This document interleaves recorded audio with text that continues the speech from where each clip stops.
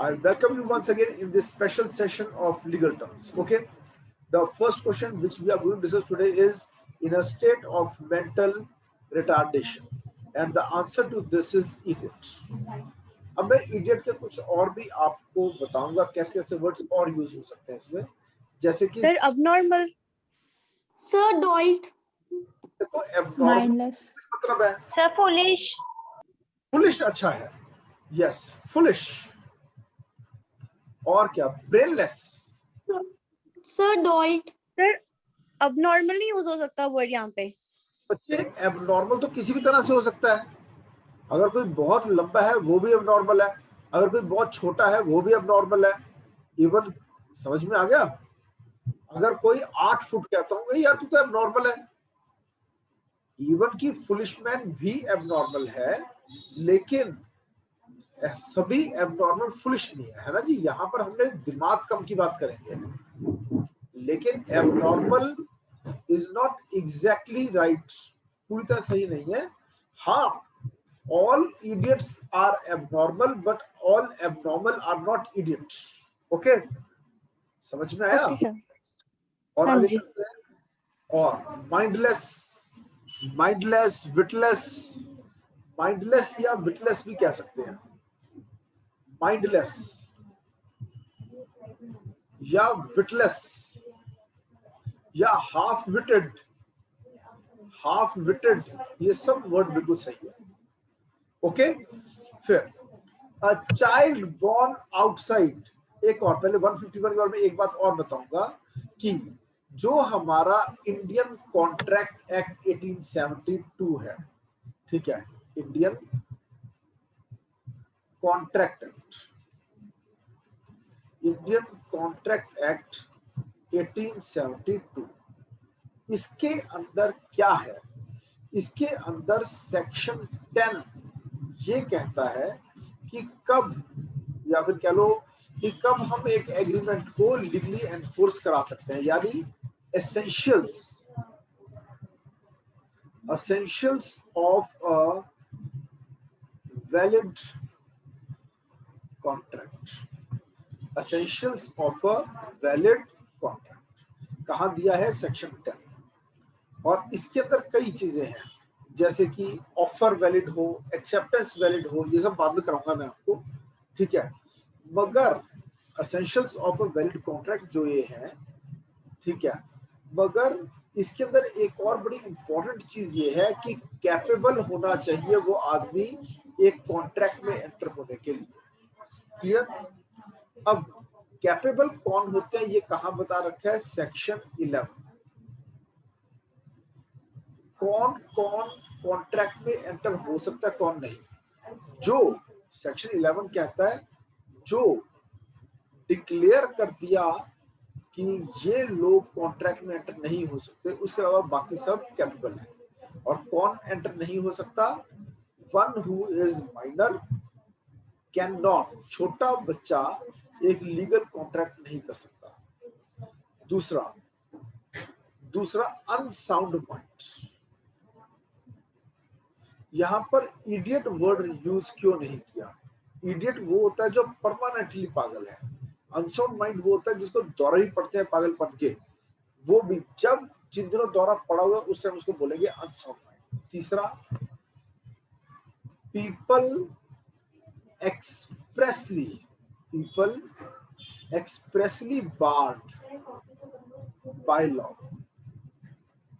कुछ लोगों को लॉ ने मना कर रखा है कि आप कॉन्ट्रैक्ट में एंटर नहीं हो सकते, आपके द्वारा किए गए कॉन्ट्रैक्ट को हम नहीं मानेंगे, तो ये 3 तरह के लोग होते हैं जो कि कॉन्ट्रैक्ट में एंटर नहीं हो सकते। अनसाउंड माइंड के अंदर ही हम स्टडी करते हैं किसको, इडियट को, कभी भी हम लॉ में स्टूपिड जैसे वर्ड को यूज नहीं करते, सिर्फ एक वर्ड यूज करते हैं, इडियट, तो स्टूपिड के लिए भी जो लीगल टर्म है वो है इडियट, इडियोसी, ये बचपन से जो पागल हो उसे कहते हैं idiot. A child born outside of wedlock, पहले तो मुझे बताओ वेडलॉक क्या होता है, ये मुझे Harsimran okay, the state of being married, wedlock क्या है, what is a wedlock, Harsimran? state of being married. Yes, marriage, हम मैरिज को ही कहते हैं, मैरिज को हम कहते हैं wedlock. Okay, child born outside of marriage, इसको क्या कहेंगे, इसको पता है? जैसे हिंदी मूवीज में बहुत वर्ड यूज होता है, नाजायज औलाद, ये उसकी नाजायज औलाद है। नाजायज औलाद, बायोलॉजिकली उसकी औलाद है पर जायज नहीं है, यानी लीगली वैलिड नहीं है। अब बताओ 152 नंबर का लीगल टर्म क्या होगा, लॉ की लैंग्वेज में क्या वर्ड यूज किया जाता है किसके लिए? नाजायज औलाद। बताओ जी आंसर क्या है? 152 का आंसर क्या है? जल्दी बोलो। Sir, illegitimate. Legitimate. Illegitimate, illegitimate child, नाजायज औलाद यानी इलेजिटिमेट, इलेजिटिमेट चाइल्ड। ओके, और आगे चलते हैं। और इलेजिटिमेट चाइल्ड के भी पूरे अधिकार होते हैं, ठीक है, अपने फादर वगैरह की, पेरेंट्स की प्रॉपर्टी। और लीगल एग्जेम्पशन फ्रॉम लायबिलिटी, एक इलेजिटिमेट चाइल्ड भी मेंटेनेंस क्लेम कर सकता है, ठीक है जी। अब 153 का आंसर मुझे बताएं। लीगल एग्जेम्पशन फ्रॉम लायबिलिटी कहते हैं उस पर्सन के पास तो क्या है, डैश है। आजकल तो कुछ ज्यादा ही इस चीज के बारे में बात हो रही है, हर कोई अपने घर में इस चीज को बढ़ाने की कोशिश कर रहा है।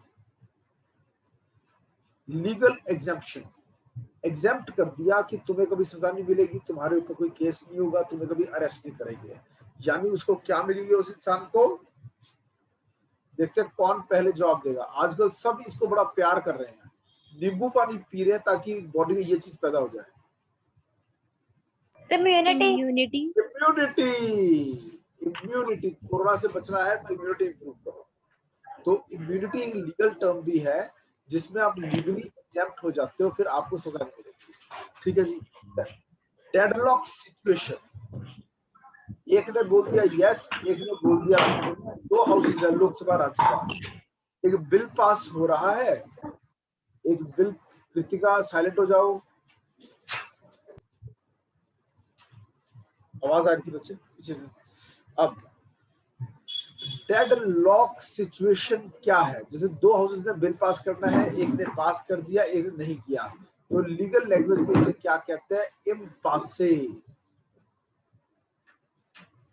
एक ने पास कर दिया बिल, एक ने नहीं किया, और बन गया डेडलॉक। फिर डेडलॉक को रिजॉल्व करने के लिए जॉइंट सेटिंग बुलानी पड़ती है। Next, entangle in a legal situation, एक लीगल फसाद में अगर फंस गए हैं, ठीक है, एंटेंगल हो गए हैं, तो उसे हम क्या बोलेंगे? कहते हैं उसे गलत केस में फंसाया गया है, यानी उसे गलत केस में क्या किया गया है? इम्प्लीकेट किया गया है। क्या किया गया है? इम्प्लीकेट। ओके, अब मैं आज ज्यादा जोर मैं किसके ऊपर मैंने दिया है कि अब जो नया पैटर्न लेके आ रहे हैं, exam based questions. Now I am going to give you an assignment also, जिसके अंदर आपको क्वेश्चंस मिलेंगे, ठीक है जी, और वो आपको सॉल्व भी करने होंगे। और साथ में अब मैं आपको क्या दूंगा? पैसेजेस दूंगा, उस पैसेज में से आपने क्वेश्चन बनाने होंगे। आज ये लेक्चर में आपसे डिस्कस करना चाहता हूँ। दूसरा, मैं 155 तक ही आज पढ़ाकर आप लोगों का एक फीडबैक भी लेना चाहता हूँ आज के लेक्चर्स का आप लोगों से। ओके, कोई स्टूडेंट कुछ और डिस्कस करना चाहता है मुझसे?